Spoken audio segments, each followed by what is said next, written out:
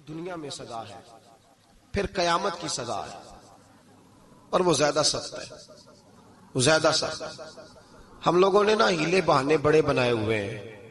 Bank کے ساتھ کاروبار کرنے والا کہتا ہے نہیں نہیں مجبوراً لیا ہے، مجبوراً مر رہا تھا تو، آخری لبوں پہ تھا تو جائز ہے، جائز ہے۔ اس وقت جب تجھے کھانے کو لقمہ نہ لگے تو حرام کھانا بھی جائز ہے، کیا دقت تھی؟ کیوں اللہ رسول کے مقابلے میں کھڑا ہوا تو؟ کیوں سود کا دھندا کیا؟ کیا تکلیف تھی؟ کیا کہاں تو الجھ گیا تھا؟ ہم جان بوجھ کے اپنے لیے جہنم کٹھی کرتے ہیں، پھر کہتے ہیں سکون نہیں زندگی میں۔ کہاں سکون آئے گا؟ کیسے آئے گا؟ ہم نے خود آگ لگائی ہے چمن میں اپنے۔ جو قیامت کی سزا ہے، میرے نبی پاک علیہ السلام نے فرمایا رب تمہیں سامنے کھڑا کرے گا، اور کس طرح کھڑا کرے گا؟ فرمایا لوگوں کے وجود سے کپڑے اتر جائیں گے، زمین اس طرح دہکے گی جس طرح تانبا زمین پہ رکھا جائے اور آگ جلائی جائے، اور پھر ننگے پاؤں رب تمہیں کھڑا کرے گا۔ آج سورج کی پشت تمہاری جانب ہے، قیامت میں منہ تمہاری جانب ہوگا۔ نیزہ آپ نے دیکھا ہوگا، نیزہ ہوتا تھا، فرمایا یہ جو تم نیزے دیکھتے ہو صرف 1.25 نیزے کے برابر سورج قریب آ جائے گا، اور پھر اللہ تمہیں سامنے کھڑا کر کے تم سے سوال جواب کرے گا۔ اور حضور نے کہہ دیا ہے تو اب کسی نعت خواں کے کہنے سے بات بدل سکتی، کسی پیر کے کہنے سے جملہ بدل سکتا، کسی خطیب کے کہنے سے فکر نہ کرنا وہ سامنے جنت پڑی ہے، اب بات بدل سکتی؟ خدا کی رحمت پر بھروسہ رکھنا ضروری ہے، نبی پاک کی شفاعت کی امید رکھنا، بولیے، لیکن جو حضور نے بیان کیا ہے اس کو ماننا بھی یہ بھی ضروری ہے۔ میرے نبی پاک نے فرمایا اللہ تم سے حساب لے گا اور اللہ پوچھے گا، تم نے جواب دینا ہے۔ حضور کس کس شے کا؟ فرمایا جو پہنتے ہو اس کا جواب نہیں دینا، جو کھاتے ہو اس کا جواب نہیں دینا، جو اللہ کے راستے میں دیتے ہو اس کا جواب، باقی ہر شے کا جواب دینا ہے۔ ادھر جو پلاٹ ہے اس کا بھی جواب دینا ہے، وہ جو بچوں کو پیسے بتائے ہیں ان کا بھی جواب دینا ہے، جو چھپائے ہیں ان کا بھی۔ ثم لتسألن یومئذ عن النعیم، جو کمیٹی اپنے محلے میں ڈالی ہے اس کا بھی جواب دینا ہے، جو سسرال کے علاقے میں ابا جی سے چوری ڈالی ہوئی ہے اس کا جواب بھی، سب کا جواب دینا ہے، تمام حساب کتاب۔ اور اللہ فرماتے ہیں میں سامنے کھڑا کر کے ہر سوال کا تجھ سے جواب، تجھے ہر سوال کا جواب صاحب۔ اچھا یہ جو بڑے لوگ تھے وہ حساب سے ڈرتے تھے، ہم چھوٹے لوگ ہیں ہم حساب سے ہم نہیں ڈرتے، ہم کہتے ہیں دیکھی جائے گی۔ بڑے لوگ جو تھے وہ حساب سے، حضرت ابوبکر صدیق دعا کرایا کرتے تھے، دعا کرو اللہ مجھ سے حساب نہ پوچھے۔ حضرت عمر فاروق رضی اللہ تعالیٰ عنہ اپنے بیٹے سے کہتے تھے بیٹا اپنے باپ کے لیے رحمت کی دعا کرنا، میں درگزر والا ہوں، میں حساب والا کوئی نہیں۔ بڑے لوگ ڈرتے تھے، بڑے لوگ۔ حضرت عثمان غنی قبر پہ کھڑے ہوتے تھے تو داڑھی آنسوؤں سے بھیگ جاتی۔ غلام کہتے ہیں حضور 3 دفعہ نبی پاک نے آپ کو جنت کی بشارت دی ہے، 3 دفعہ بشارت دی ہے، تو آپ کیوں اتنا روتے ہیں؟ عثمان غنی فرماتے جس رسول نے مجھے جنتی کہا ہے اسی محبوب نے مجھے فرمایا تھا عثمان قبر آخرت کی منزلوں میں سے پہلی منزل ہے۔ اور آپ فرماتے میرے تو کمرے میں دیا گل ہو جائے تو مجھے ڈر لگتا ہے، اس میں تو مکمل اندھیرا ہے۔ آپ فرماتے کھڑکیاں بند ہو تو دم گھٹنے لگتا ہے، اس کو تو دروازہ ہی کوئی نہیں، روشن دان تک نہیں۔ بھائی جو بڑے تھے وہ ڈر رہے تھے۔ مولا علی شیر خدا نماز کا وضو کر کے کانپتے تھے، کانپتے۔ علی آپ مرحب کے سامنے نہیں کانپے، خیبر کا دروازہ اکھاڑتے نہیں کانپے، بدر احد خندق حنین اور خیبر میں نہیں کانپے، تو یہاں آپ فرمانے لگے مالک کے سامنے جاتے ہوئے ڈر آتا ہے۔ بڑے لوگ کانپتے تھے، بڑے لوگ۔ آج ایک فکر لے کر کے جانا، ایک سوچ، جہاں روز رات کو بیٹے کی ٹینشن، بیٹی کی ٹینشن، بھائی کی ٹینشن، پوتے کی ٹینشن ہوتی ہے نا، ایک ٹینشن اور اپنے آج ایک ٹینشن بڑھا لو، قبر کی ٹینشن پیدا کر لو، قیامت کی تھوڑی سی فکر کر لو، تھوڑی سی، ایک لمحے کے لیے صحیح تھوڑا خیال پیدا کرے۔ حضرت حسن بصری نام سنا ہوا ہے نا، یہ حضرت علی کے شاگرد ہیں، نبی پاک کے گھر میں آ جاتے تھے کئی دفعہ، بچے تھے جب۔ حضرت حسن بصری تابعی ہیں، فرماتے خانہ کعبہ میں عمرہ کرنے گیا، طواف کعبہ کر رہا تھا تو بڑا عجیب منظر ہوا، رات کی تنہائی ہوئی۔ اس وقت کئی دفعہ طواف بند بھی ہوتا تھا، اس لیے کہ رش کم ہوتا تھا تو رات کو سب سو جاتے۔ کہتے رات ذرا گہری ہوئی تو لوگ اپنا اپنا خیمہ لے کے جاتے تھے. اب تو ہوٹل ہے نا تو خیمے لگتے تھے, لوگ خیمہ لے کے جاتے تھے, جہاں جگہ ملتی تھی خیمہ لگا کے رہتے تھے. فرماتے میں رات کو سویا خیمے میں, ایک دردناک آواز آئی, میٹھی ہے دھیمی ہے پر درد بڑا ہے.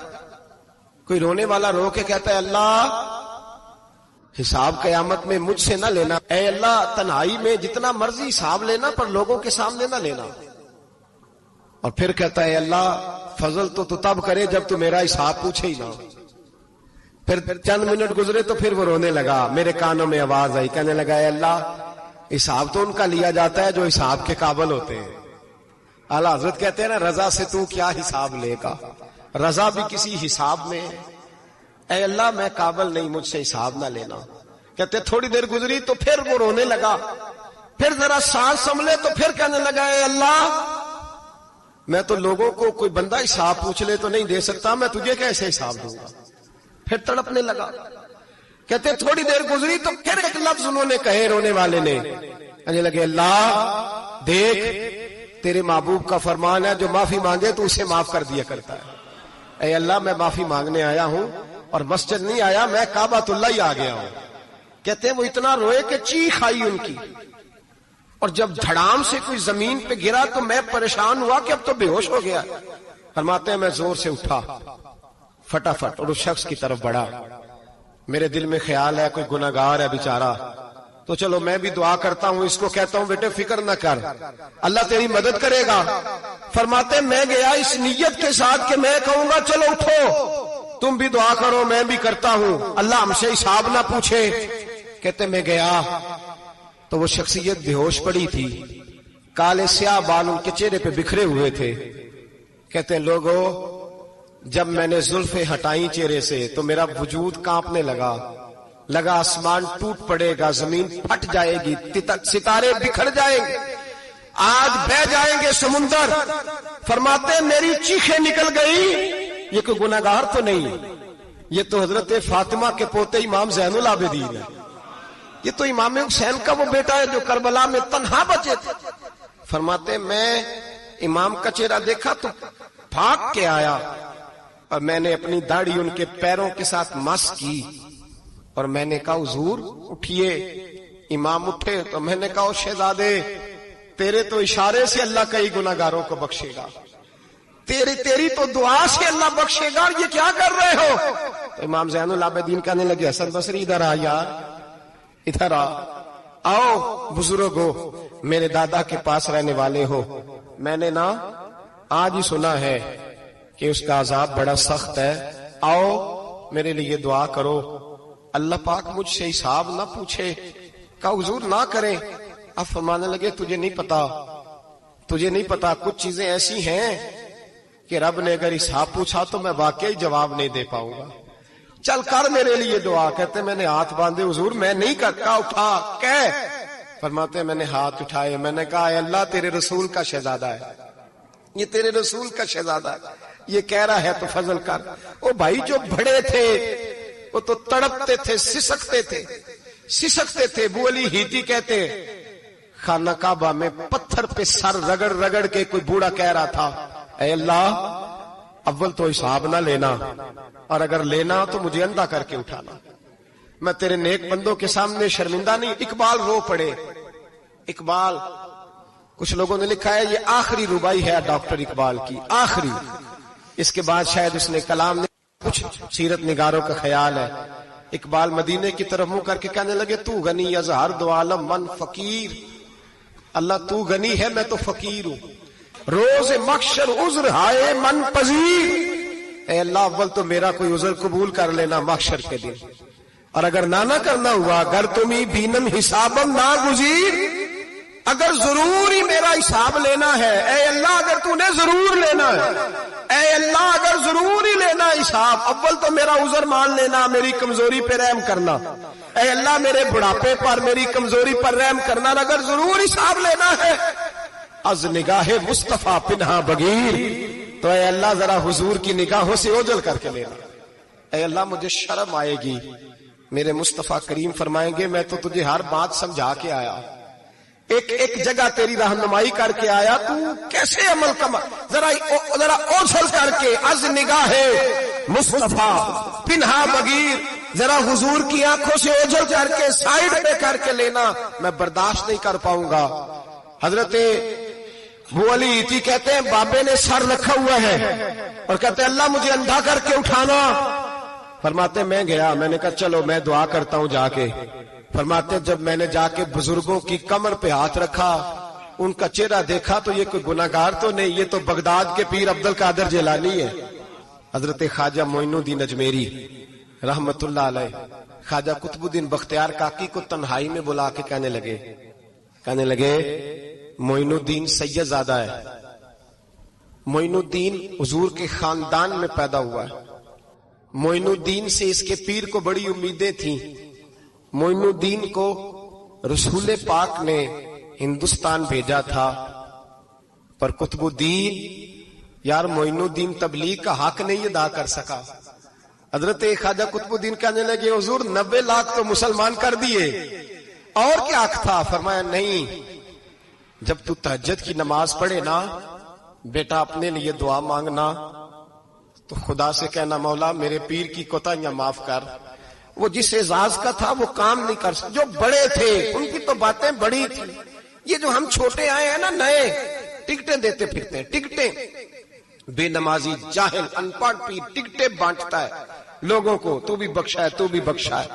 وہ 90 لاکھ لوگوں کو رائے حق پر لگا کے بھی کہتے تھے نہیں، حق تو یہ ہے کہ حق ادا نہ ہوا، حق تو یہ ہے کہ حق، کوئی شے پلے نہیں، ڈٹا ہوا کھڑا ہے مسلمان، ڈٹا ہوا کہ میدان محشر میں یہاں تو چھپے ہوئے ہیں نا عیب، چھپے ہوئے، اور بھائی رب بڑا کریم ہے، عیبوں کے باوجود نوازتا ہے۔ میرا دعویٰ یہ ہے اگر ہمارے عیب کھل جائیں، لوگ ہمیں دھرتی پہ جینے نہ دیں، لوگ جینے نہ دیں، نکال دیں، اپنے بھی ہمیں برداشت نہ کریں، یہ تو اس کا کرم ہے۔ پتا سارا ہے سردار نو کیتیاں دا، پردہ چپایا ہی تیرا پلا ہو سی، وامتاز اليوم ایھا المجرمون۔ اللہ فرمائے گا مجرم باہر آ جائے، یا اللہ کیا ہوگا؟ جب سوال جواب ہوں گے تو رب فرماتے ہیں تیری زبان پہ مور لگا کے بند کر دوں گا، تیرے ہاتھ بولیں گے، پیر بولیں گے، سر بولے گا، پیٹ بولے گا۔